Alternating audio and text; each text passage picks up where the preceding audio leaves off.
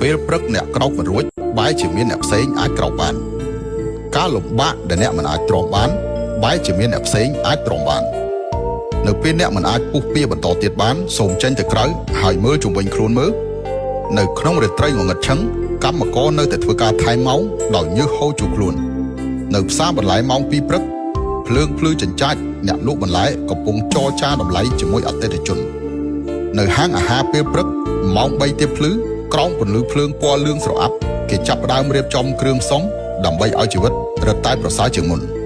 ម៉ោង 4 ព្រឹកនៅលើដងផ្លូវក្រោមពន្លឺភ្លើងដុតត្រជាក់កម្មករសម្អាតផ្លូវចាប់ផ្ដើមចេញទៅបោសសម្អាតតាមដងផ្លូវរួចទៅហើយប្រសិនបើសូម្បីតែការរកលុយរបស់អ្នកត្រូវការអ្នកដទៃមកលើកទឹកចិត្តត្រូវការអ្នកតាមដាននិងជំរុញអ្នកខ្ញុំសូមណែនាំថាកុំទៅធ្វើវាអីការរកលុយគឺពិបាកណាស់ប៉ុន្តែការអត់លុយកាន់តែពិបាកទៅទៀត